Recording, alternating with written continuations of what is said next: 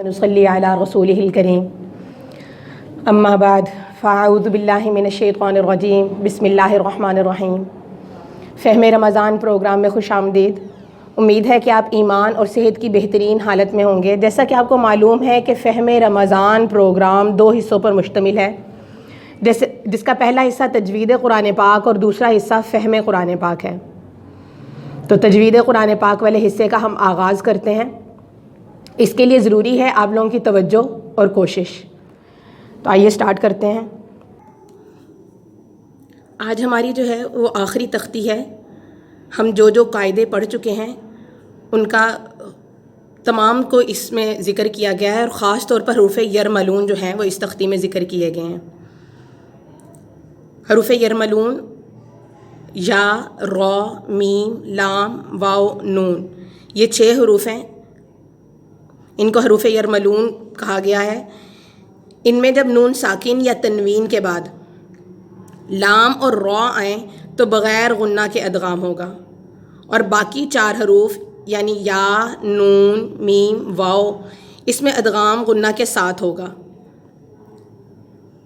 ان کو جوڑ کرتے وقت لام اور را کو نہیں پڑھا جائے گا، اور نون ساکن اور تنوین کے بعد اگر با آ جائے تو اقلاب ہوگا۔ اقلاب کہتے ہیں بدلنے کو۔ اقلاب معنی بدلنا۔ نون ساکن اور تنوین کے بعد اگر با آ جائے تو اقلاب ہوگا، یعنی با کو میم سے بدل دیں گے، اور میم پڑھی جائے گی، غنہ بھی ہوگا، اور میم ساکن کے بعد با آ جائے تو بھی غنہ ہوگا۔ ہم اس کو پریکٹس کر کے دیکھتے ہیں، پھر اچھے سے ہمیں سمجھ آئے گی۔ جزاءً الملائکۃ، ہم جوڑ جو ہیں ہیجے پہلے کر چکے پہلی تختیوں میں۔ اب ہم کوشش کریں گے کہ ہم اس کو رواں جو ہے وہ اچھے سے پڑھ سکیں۔ قرآن پاک پڑھنے والے کی آواز کو اللہ تعالیٰ یوں کان لگا کے سنتے ہیں جیسے کوئی بادشاہ اپنی پسندیدہ کنیز کا گانا سنتا ہے۔ تو کوشش کرنی چاہیے کہ خوبصورت پڑھا جائے، اور خوبصورت ہم تبھی پڑھ سکتے ہیں جب ہم تجوید کی پریکٹس اچھے سے کریں۔ تجوید کو سیکھے بغیر ہم خوبصورت ادائیگی نہیں کر سکتے۔ جزاءً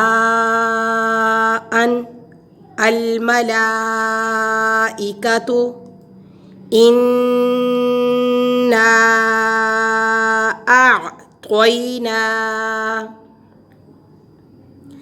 الینا ایجابہم خیر یرہ، اور آگے وقف ہے تو ہم پڑھیں گے خیر یرہ۔ اب تنوین آ گئی۔ ہم نے تنوین کا قاعدہ پڑھا اوپر کہ تنوین کے بعد اگر حروف یرملون آ جائیں، حروف یرملون میں سے یا آ رہا ہے تو اس کے بعد ادغام ہوگا غنہ کے ساتھ۔ غنہ کہتے ہیں آواز کو ناک میں چھپانے کو، اور ادغام کہتے ہیں ایک حرف کو دوسرے حرف میں داخل کر کے پڑھنے کو۔ تو ہم اس کو را کو یا کے اندر داخل کر کے پڑھیں گے اور غنہ کے ساتھ۔ خیر یرہ، شر یرہ، آگے وقف، شر یرہ۔ یہاں پہ بھی تنوین 2 زبر 2 زیر 2 پیش۔ تنوین کے بعد یا حروف یرملون میں سے آ گیا تو ہم ادغام کریں گے غنہ کے ساتھ، شر یرہ۔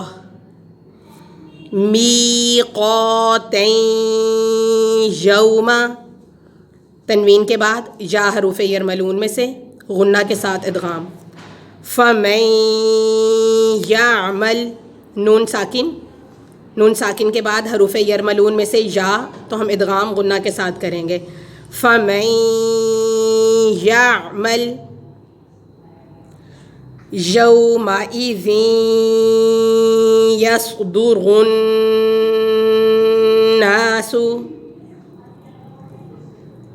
یومئذ یصدر الناس من ربک، نون ساکن کے بعد حروف یرملون میں سے را آ گیا تو ادغام ہوگا غنہ کے بغیر، غنہ کے بغیر ادغام کریں گے۔ من ربک ایک حرف کو دوسرے حرف میں داخل کریں گے، یعنی نون ساکن کو را کے ساتھ ادغام کریں گے اور غنہ کے بغیر ملائیں گے. مر ربک، رسول من اللہ. تنوین کے بعد میم حروف یرملون میں سے آ گیا تو ادغام غنہ کے ساتھ. رسول من اللہ. من اللہ میں دہرا دوں، یہ لفظ اللہ لام جلالہ میں لفظ اللہ کے لام کو لام جلالہ بولتے ہیں، اور لام جلالہ کے پیچھے والے حرف پر اگر زبر یا پیش ہو تو لام جلالہ کو موٹا پڑھا جائے گا، اور اگر پیچھے والے حرف پر زیر ہو تو لام جلالہ کو باریک کیا جائے گا. باریک کی مثال بسم اللہ، وہاں ہم بسم اللہ نہیں پڑھیں گے، بسم اللہ. تو یہاں لفظ اللہ لام جلالہ کے پیچھے زبر ہے، اس کو ہم موٹا کر کے پڑھیں گے. من اللہ، رسول من اللہ، صحفا مطہرۃ. تنوین کے بعد حروف یرملون میں سے میم تو ادغام غنہ کے ساتھ. صفا لا یتکلمون. تنوین کے بعد حروف یرملون میں سے لام تو ادغام غنہ کے بغیر. یہاں ہم نے پڑھا لام اور را آ جائیں تو ادغام غنہ کے بغیر ہوگا. صفا لا یتکلمون، قلوب یومئذ واجفۃ. قلوب یومئذ واجفۃ ابصارها. اب با کا قلقلہ ہم نے کیا، میں پچھلے قواعد جو ہم نے پڑھ لی ہیں ان کو دہراتی جاؤں. با حروف قلقلہ میں سے ہیں، حروف قلقلہ 5 ہیں، قوف، قو، با، جیم، دال. یہ جب ان کے اوپر جزم آئے تو ہم ان کو تھوڑا سا ہلاتے ہوئے پڑھیں گے. ابصارها سراجا وہاجا. آگے وقف. سراجا وہاجا. وَأَنزَلْنَا أَكْلَ اللَّمَّنِ. آگے وقف. أَكْلَ اللَّمَّا. تنوین کے آگے حروف یرملون میں سے لام تو ادغام غنہ کے بغیر. أَكْلَ اللَّمَّا. وَتُحِبُّونَ الْمَالَ حُبًّا جَمًّا. آگے وقف. وَتُحِبُّونَ الْمَالَ حُبًّا جَمًّا. غُثَاءً أَحْوَىٰ. یہاں تنوین کے بعد حروف حلقی آ رہا ہے، اس لیے ہم یہاں غنہ نہیں کریں گے. حروف حلقی جو ہیں وہ حروف ہیں جو حلق سے ادا ہوتے ہیں، وہ 6 ہیں: حمزہ، ہا، عین، حا، غین، خا. یہ حروف حلقی ہیں.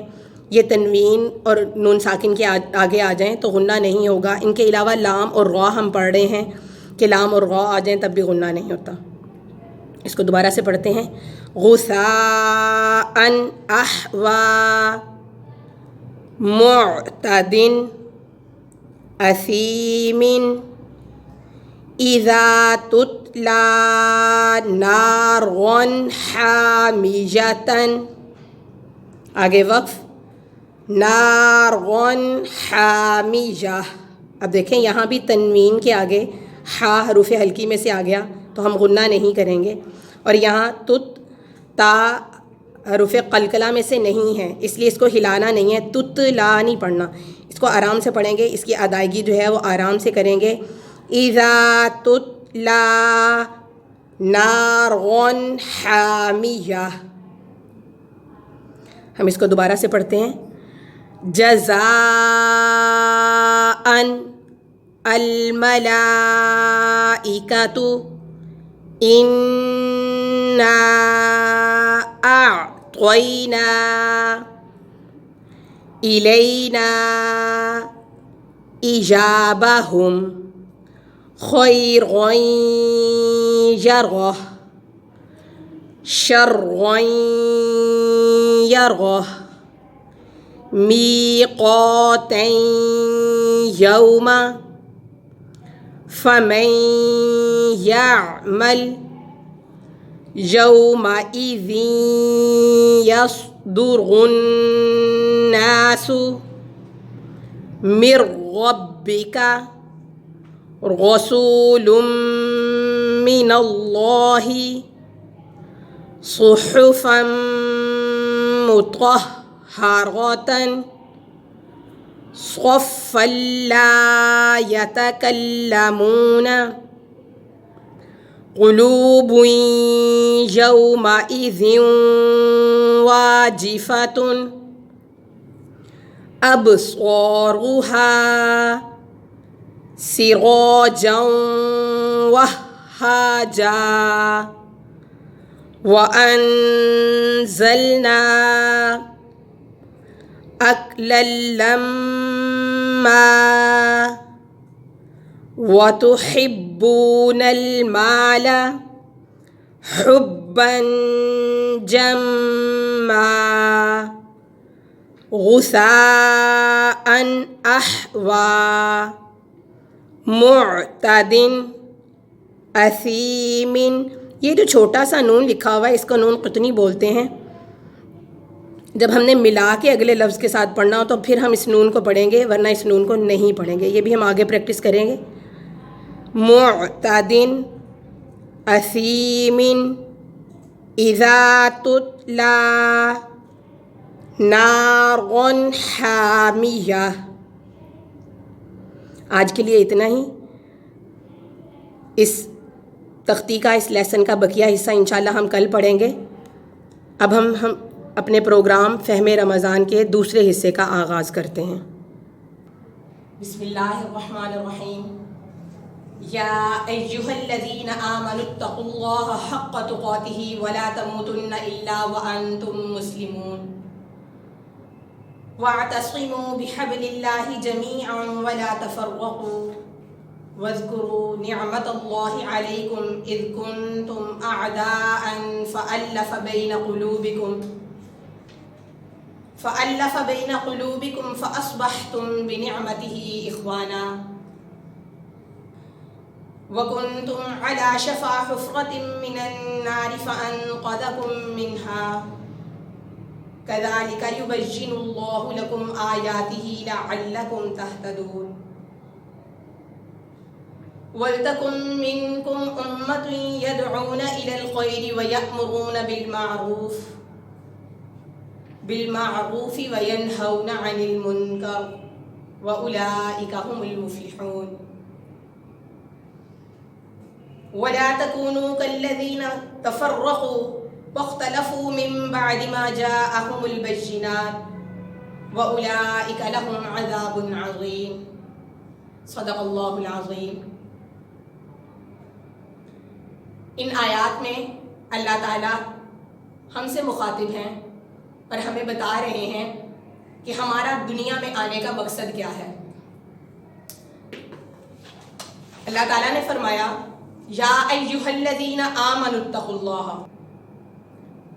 یا ایہا الذین آمنوا اتقوا اللہ کہ اے ایمان والو اللہ سے ایسے ڈرو جیسا کہ ڈرنے کا حق ہے، اور اسلام کے علاوہ کسی حالت پر جان مت دینا، اور اللہ کی رسی کو مضبوطی سے پکڑے رہو اور آپس میں نا اتفاقی مت کرو،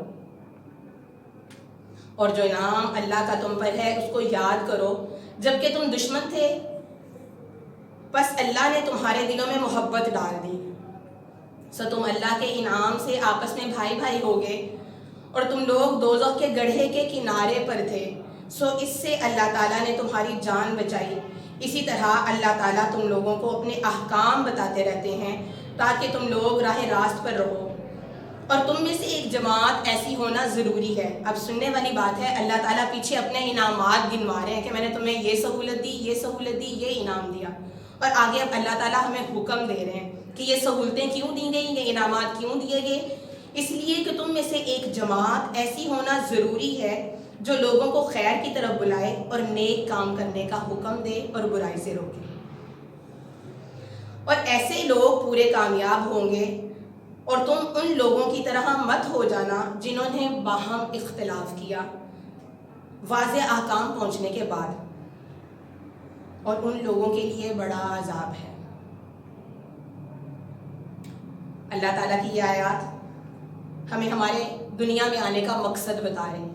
ایک اور جگہ اللہ تعالیٰ فرماتے ہیں کنتم خیر امۃ اخرجت للناس تأمرون بالمعروف وتنہون عن المنکر،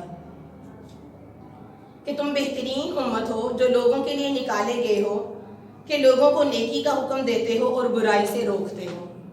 یعنی یہ جو ہم نے ابھی آیات پڑھی ان میں بھی اللہ تعالیٰ یہی ہمیں مقصد بتا رہے ہیں، اور انہی آیات سے آگے اگلے رکوع میں اللہ تعالیٰ پھر سے ہمیں بتا رہے ہیں کہ تم بہترین امت کیوں ہو، اس لیے تمہارے ذمے کیا ہے کہ تم لوگوں کو اچھائی کا حکم دو اور برائی سے روکو. ان آیات میں اللہ تعالیٰ نے واضح بتا دیا کہ خیر امت کیوں کہا گیا ہے، دنیا میں ہمیں بھیجنے کا مقصد کیا ہے. ہم مقصد پورا کریں گے تو ہم کام کے ہیں، ورنہ بے مقصد چیز جو ہے اسے کوڑا کہتے ہیں. ہم دنیا میں صرف گھرداری اور بچوں کو پالنے کے لیے نہیں آئے. ہمارا اصل کام تو نیکی کو پھیلانا اور برائی کو روکنا ہے. اصل کام ہمارا نیکی کو پھیلانا اور برائی کو روکنا ہے اور خود عمل کرنا ہے. باقی یہ دنیا کے کام، گھرداری، بچوں کو پالنا، یہ تو اللہ تعالیٰ نے دنیا میں ہمارا دل لگانے کے لیے بنائے ہیں. بہت سے نبیوں نے حضور صلی اللہ علیہ وسلم کی امت میں سے ہونے کی خواہش ظاہر کی. نبی کیا خواہش کر رہے ہیں کہ ہم حضور صلی اللہ علیہ وسلم کی امت میں سے بن جائیں. کیوں؟ خیر امت کے فضائل سن کر. پہلے تو خیر امت کے فضائل سن کر انبیاء نے یہ دعا کی کہ یا اللہ یہ امت ہمیں دے دی جائے، جس پر اللہ تعالیٰ نے بتایا کہ نہیں، یہ امت میرے محبوب کے لیے ہے، میرا آخری نبی آئے گا اس کو میں یہ امت دوں گا. اب نبیوں نے یہ خواہش کی کہ اچھا یہ امت ہمیں نہیں مل سکتی تو ہمیں ان امتیوں میں سے بنا دیں. یہ دعا بھی صرف حضرت عیسیٰ علیہ السلام کی پوری ہوئی اور کسی کی نہیں. حضرت عیسیٰ جو قیامت کے قریب آئیں گے نا تو وہ نبی ہونے کی حیثیت سے نہیں آئیں گے، وہ ایک امتی ہونے کی حیثیت سے آئیں گے. اب ایسی کیا بات ہے جو نبیوں نے اپنا عہدہ چھوڑ کر یہ خواہش ظاہر کی کہ ہمیں امتی بنا دیا جائے؟ وہ وجہ صرف یہی ہے کہ اللہ تعالیٰ نے حضور صلی اللہ علیہ وسلم آخری نبی ہیں تو ان کا کام، نبیوں والا کام خیر امت کے ذمہ لگا دیا. خیر امت یعنی میرے، آپ کے، ہمارے ذمہ لگا دیا، ہر شخص کے ذمہ لگایا. اور پھر ذمہ داری جو ہے اس کے بارے میں سوال بھی ہوتا ہے. ذمہ داری اگر رتبہ بڑھاتی ہے، ذمہ داری اگر عہدہ بڑھاتی ہے تو ذمہ داری کے بارے میں سوال بھی کیا جاتا ہے. ہم دنیا میں دیکھیں، ہم کسی کے ذمہ کام لگاتے ہیں تو پھر اس سے باز پرس بھی کرتے ہیں کہ تمہیں یہ کام کہا تھا، اس کام کے لیے تمہیں یہ سہولیات بھی دی تھیں، بتاؤ ان سہولیات کا کیا کیا، اس کام کا کیا بنا. بالکل اسی طرح جو ہم نے آیات پڑھی ان میں اللہ تعالیٰ نے ہمیں ہماری سہولیات گنوائی کہ میرے انعام کی بدولت جو ہے تم آپس میں بھائی بھائی ہو گئے، تم جہنم کے گڑھے پر تھے اسے بچایا گیا، تمہارے دل میں محبت ڈالی گئی. اپنے انعامات گنوا کر پھر اللہ تعالیٰ کہہ رہے ہیں کہ تمہیں خیر امت اس لیے بنایا ہے تاکہ تم لوگوں کو اچھائی کی طرف بلاؤ، اصلاح معاشرہ کا کام کرو. اب وقت ہے ہم جو محنت کر سکتے ہیں نیکی پھیلانے میں کر لیں. بڑھاپے میں نہ صحت رہے گی، نہ الفاظ منہ سے صحیح طرح سے ادا ہوں گے. ویسے بھی اللہ کو جوانی کی محنت درکار ہے، ورنہ اللہ تعالیٰ پوچھیں گے کہ بتاؤ جوانی دی تھی، طاقت دی تھی، اس کو کہاں خرچ کیا. اس سے پہلے کہ ہم سے یہ سوال کیا جائے، ہمیں جس مقصد کے لیے بھیجا گیا ہے، جس مقصد کے لیے ہمیں یہ طاقت دی گئی ہے، ہم اس کام کو پورا کر لیں. اللہ تعالیٰ فرماتے ہیں وَاللَّهُ يَدْعُو إِلَى دَارِ السَّلَامِ. اس آیت کا ترجمہ ہے کہ اور اللہ دار السلام کی طرف بلاتا ہے، یعنی سلامتی کی طرف بلاتا ہے. تو ہمارے ذمہ بھی یہی کام لگ گیا، لوگوں کو دار السلام کی طرف بلائیں.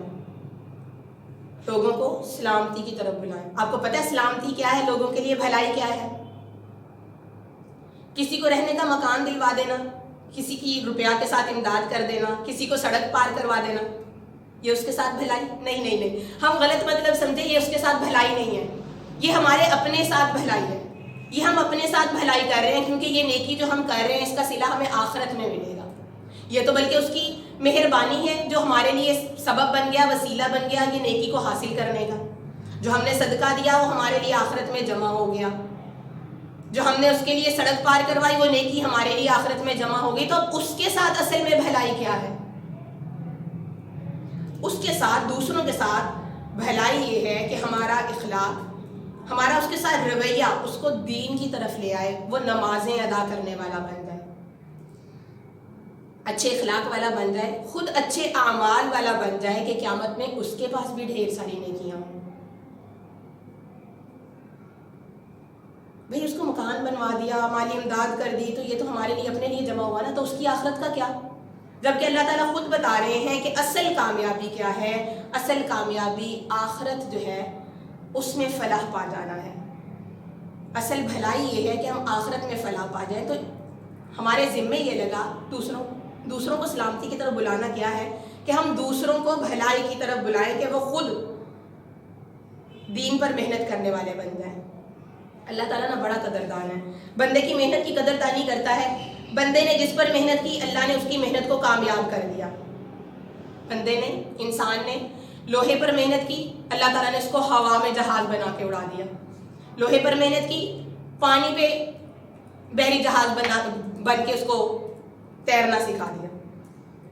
پھر اور کیا بنا دیا؟ لوہے سے راکٹ بنا دیا. نئی نئی دنیایں دریافت کرنے لگا انسان نے مٹی پر محنت کی تو مٹی جیسی شے سے مضبوط عمارتیں جو ہیں وہ وجود میں آنا شروع ہو گئیں. وہی مٹی جہاں مضبوط عمارتوں میں تبدیل ہوئی، وہیں انسان اس مٹی سے طرح طرح کے نئے پھل اور سبزیاں حاصل کرنے لگا. انسان کی محنت کی تھی تو طرح طرح کی چیزیں وجود میں آتی چلی گئیں. لیکن اللہ نے جس محنت کے لیے ہمیں دنیا میں بھیجا، اس محنت سے ہم منہ موڑے کھڑے ہیں. اللہ نے جو دنیا بنائی اس میں کم و بیش 24 لاکھ پیغمبر بھیجے صرف اس لیے کہ وہ اصلاح معاشرہ کر سکیں. انبیاء کی محنت کا محور انسان کا دل تھا، اور آج وہی محنت ہم سے درکار ہے. ہم دیکھتے ہیں موبائل ہے، اس کا کام کیا ہے؟ جو اس کا کام ہے وہ کرتا ہے تو ہم اس کو اپنے پاس رکھتے ہیں. اگر وہ اپنا مقصد پورا نہ کرے تو ہم اسے ضائع کر دیتے ہیں. استری ہے، مائک ہے، جو بھی ہے، جو بھی چیز ہم انسان نے بنائی، جس مقصد کے لیے بنائی، اگر تو وہ چیز وہ مقصد پورا کرتی ہے تو ہم اس کو سنبھال کے رکھتے ہیں، ورنہ ہم اس کو ضائع کر دیتے ہیں. تو اللہ تعالیٰ نے ہمیں جس مقصد کے لیے بنایا، کیا ہم وہ مقصد پورا کر رہے ہیں؟ ہم سوچیں کہ اللہ تعالیٰ نے ہمیں جس مقصد کے لیے اس دنیا میں بھیجا، کیا ہم وہ مقصد پورا کر رہے ہیں، یا ہم بھی کوڑا بنتے چلے جا رہے ہیں، ضائع ہوتے چلے جا رہے ہیں؟ بالکل اسی طرح اگر ہم اپنا مقصد نیکی کی اشاعت اور برائی کی مذمت کو چھوڑ دیں گے تو ضائع ہیں. پھر اللہ تعالیٰ کی طرف سے بعض پرس کے لیے تیار رہیں. بنی اسرائیل کی ایک بستی پر عذاب آیا، اللہ تعالیٰ نے فرشتے کو حکم دیا کہ بستی کو اوپر اٹھاؤ اور اوپر سے نیچے پلٹ دو.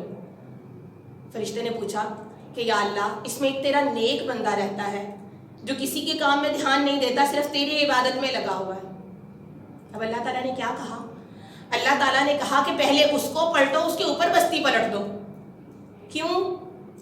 اس لیے کہ وہ صرف اپنی ہی عبادت میں لگا رہا، اس نے دوسروں کا خیال نہیں کیا کہ دوسرے جو اللہ تعالیٰ کے بندے ہیں ان کو بھی نیکی کی طرف بلائے. اللہ تعالیٰ نے جو اتنا انتظام کیا، کائنات بنائی، فرشتوں پر فخر کیا، انبیاء بھیجے، صرف اس لیے کہ اس کے بندے اس کے خالص ہو جائیں.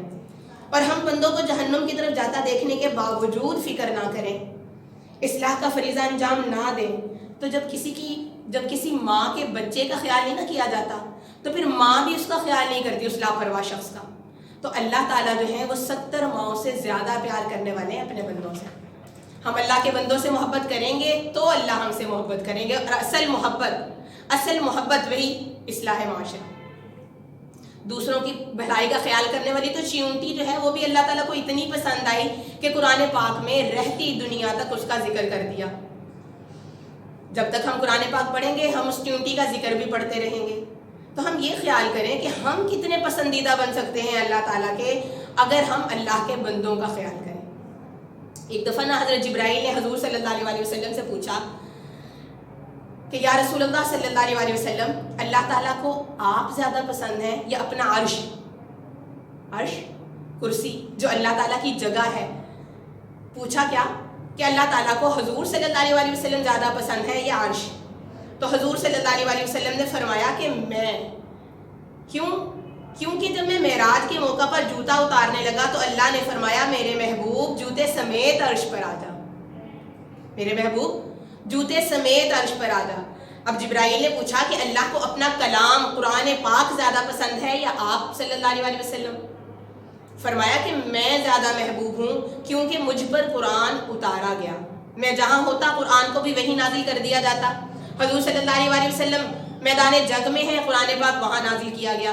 حضور صلی اللہ علیہ وسلم کا سر حضرت عائشہ صدیقہ کی گود میں ہے، قرآن پاک وہاں نازل کر دیا گیا. تو حضور صلی اللہ علیہ وسلم نے فرمایا کہ میں جہاں ہوتا ہوں قرآن کو وہیں بھیجا جاتا ہے، تو میں زیادہ محبوب ہوں. حضرت جبرائیل نے پوچھا کہ میں جبرائیل جو اللہ کا مقرب فرشتہ ہے وہ اللہ تعالیٰ کو زیادہ محبوب ہے کہ آپ صلی اللہ علیہ وسلم؟ حضور صلی اللہ علیہ وسلم کا جواب تھا کہ میں، کیونکہ جبرائیل کو میرے پاس بھیجا جاتا ہے. کہتے ہیں کہ حضرت جبرائیل جب حضور صلی اللہ علیہ وسلم کے پاس آتے تو ادب سے دو زانوں ہو کر بیٹھتے تھے. اب اگلا سوال کیا، حضرت جبرائیل نے پوچھا کہ اللہ تعالیٰ کو آپ زیادہ محبوب ہیں یا اپنا دین؟ کس کے بارے میں سوال کیا جا رہا ہے؟ سوچیں، اس دین کے بارے میں جس کو پھیلانے کی ذمہ داری مجھے اور آپ کو سونپی گئی، اس دین کے بارے میں سوال کیا جا رہا ہے. اس دین کے بارے میں سوال کیا جا رہا ہے جس دین کی وجہ سے انبیاء نے نبی ہونے کی بجائے امت محمدیہ میں سے ہونا پسند کیا. اس دین کے بارے میں پوچھا جا رہا ہے جس کی وجہ سے ہمیں خیر امت کا لقب ملا. حضور صلی اللہ علیہ وسلم یہ سوال سن کر آبدیدہ ہو گئے. فرمایا کہ اللہ کو اپنا دین زیادہ محبوب ہے. کیوں؟ کہ اس دین کی وجہ سے مجھے پتھر مارے گئے، مجھے لہولہان کر دیا گیا. فرمایا جتنا دین کی وجہ سے مجھے آزمایا گیا کسی نبی کو اتنا نہیں آزمایا گیا. آپ سوچیں، اس دین کے بارے میں بات ہو رہی ہے جس کو اللہ تعالیٰ نے ہمیں پھیلانے کی ذمہ داری جو ہے وہ سونپی ہے. تو یہ ذمہ داری کتنی بڑی ہے. اگر ہم اس ذمہ داری کو پورا نہیں کریں گے، ہم اپنی دنیا میں لگے رہیں گے، تو پھر سوچیں کہ ہم سے باز پرس بھی کتنی سخت ہوگی. تو پتہ چلا کہ اصل بھلائی، اصل کامیابی جو ہے وہ ضرورتوں کا پورا ہونا نہیں بلکہ جہنم سے بچ کر جنت میں جانا اصل کامیابی ہے. ضرورتوں کا پورا ہونا کامیابی ہوتا تو فرعون، حامان، شداد کامیاب شمار کیے جاتے ہیں. فرعون بادشاہ تھا، حامان، شداد، سب جانتے ہیں ان کے بارے میں کہ بہت بڑے بڑے کافر اور رئیس گزرے ہیں کہ اگر کامیابی دنیا میں ضرورتوں کا پورا ہونا ہوتا تو یہ رئیس جو ہے یہ کامیاب شمار کیے جاتے ہیں. لیکن نہیں. اصلاح معاشرہ میں سب سے پہلے تو یہ ضروری ہے کہ ہم خود کو درست کر لیں. پھر باری آئے گی ان لوگوں کی جو ہمارے انڈر ہیں، یعنی ہمارے نیچے کام کرتے ہیں. مثلا ہمارے بچے، ان کی ایسی تربیت کریں کہ یہ بچے معاشرے کا بہترین فرد بن سکیں. اس کے لیے خود ٹھیک ہونا ضروری ہے. دیکھیں، ماں باپ اگر ڈھول بجائیں گے تو بچے تو ناچیں گے نا. تو بچوں کی تربیت کرنے کے لیے سب سے پہلے ماں باپ کو خود ٹھیک ہونا ضروری ہے. تو دوسروں کی تربیت سے پہلے ہمیں خود کو صحیح کرنا ہوگا، خود کو درست کرنا ہوگا. جیسے موبائل کی آواز سن کر سب کچھ چھوڑ چھاڑ کر ہم موبائل کی طرف لپکتے ہیں، اسی طرح اذان سن کر سب کچھ چھوڑ کر نماز کی طرف جانے والے بن جائیں ہم. رمضان مسلمانوں کی تربیت نو کا مہینہ ہے. شکر الحمدللہ اس میں ہماری کچھ نیکیوں کی فضا بنی ہوئی ہے. عید کے بعد بھی ان اعمال اور معمولات کو جاری رکھیں تاکہ ہمارا معاشرہ جو ہے وہ درست سمت چلتا رہے. عید کے بعد شوال کے 6 روزے رکھیں جن کی احادیث میں بہت زیادہ فضیلت آئی ہے. پھر یہ فرمایا کہ جو شخص سوموار، جمعرات اور ایام بیض کہتے ہیں وہ دن جن دنوں میں چاند خوب روشن ہوتا ہے، یعنی 13، 14 اور 15، ہر مہینے کی 13، 14 اور 15. فرمایا کہ جو یہ روزے رکھنے کا معمول بنا لے اللہ تعالیٰ اس کا دل روحانی اور جسمانی بیماریوں سے پاک کر دیتے ہیں. اکثر ایسا ہوتا ہے کہ ہم امر بالمعروف اور نہی عن المنکر والا کام اس لیے نہیں کرتے کہ ہم جس کو کرنے کو کہیں گے یا جس کو کسی کام سے روکیں گے وہ برا نہ منا جائے، برائی کی مذمت کی تو متعلقہ شخص جو ہے وہ ناراض نہ ہو جائے۔ تو سن لیجئے فرمان رسول، حضور صلی اللہ علیہ وسلم نے فرمایا جو شخص اللہ کی خوشنودی کی تلاش میں لوگوں کی ناراضگی سے بے فکر ہو کر لگا رہا، اللہ تعالیٰ لوگوں کی ناراضگی کے نقصان سے اس کو بچا لیں گے، اور جو شخص اللہ کی ناراضگی سے بے فکر ہو کر لوگوں کو خوش کرنے میں لگا رہا تو پھر اللہ تعالیٰ اسے لوگوں کے ہی حوالے کر دیں گے، اور لوگ آپ کو پتہ ہے خوش نہیں ہوتے۔ اقبال نے کہا نا، وہ ایک سجدہ جسے تو گراں سمجھتا ہے، وہ ایک سجدہ جسے تو گراں سمجھتا ہے، ہزار سجدوں سے دیتا ہے آدمی کو نجات۔ پھر اللہ تعالیٰ بھی قرآن پاک میں فرما رہے ہیں وَالَّذِينَ جَاهَدُوا فِينَا لَنَهْدِيَنَّهُمْ سُبُلَنَا، کہ وہ لوگ جو کوشش کرتے ہیں ہمارے لیے ہم ضرور اس کی رہنمائی کریں گے اپنے راستے کی طرف۔ اللہ تعالیٰ ہمیں عمل کرنے والا بنا دے۔ آئیے اللہ تعالیٰ سے رمضان المبارک کی ان باسعادت ساعتوں میں دعا کر لیتے ہیں۔ اللہم صلی علی محمد وعلی آل محمد کما صلیت علی ابراہیم وعلی آل ابراہیم انک حمید مجید۔ اللہم بارک علی محمد وعلی آل محمد کما بارکت علی ابراہیم وعلی آل ابراہیم انک حمید مجید۔ الحمدللہ رب العالمین الرحمن الرحیم مالک یوم الدین، ایاک نعبد و ایاک نستعین، ایاک نعبد و ایاک نستعین، ایاک نعبد و ایاک نستعین، اہدنا الصراط المستقیم، اہدنا الصراط المستقیم، صراط الذین انعمت علیہم غیر المغضوب علیہم ولا الضالین۔ ربنا آتنا فی الدنیا حسنة وفی الآخرة حسنة وقنا عذاب النار، ربنا آتنا فی الدنیا حسنة وفی الآخرة حسنة وقنا عذاب النار۔ اللہم صل علی سیدنا و مولانا محمد فی الاولین والآخرین وفی الملأ الاعلی الی یوم الدین۔ اللہم اکفنی بحلالک عن حرامک واغننی بفضلک عن من سواک، رب اجعلنی مقیم الصلاة ومن ذریتی ربنا وتقبل دعاء، ربنا اغفر لی ولوالدی وللمؤمنین یوم یقوم الحساب، رب انی لما انزلت الی من خیر فقیر، ربنا هب لنا من ازواجنا وذریاتنا قرة اعین واجعلنا للمتقین اماما۔ یا اللہ ہم سب کے صغیرہ کبیرہ گناہوں کو معاف فرما دے۔ یا اللہ تجھے اس رمضان المبارک کی بابرکت ساعتوں کا واسطہ، یا اللہ ہم سب کے سب گناہوں کو معاف فرما دے۔ یا اللہ ہمیں رمضان المبارک کے جو روزے رکھے ہیں ان کو قبول و منظور فرما، ان میں جو غلطیاں کو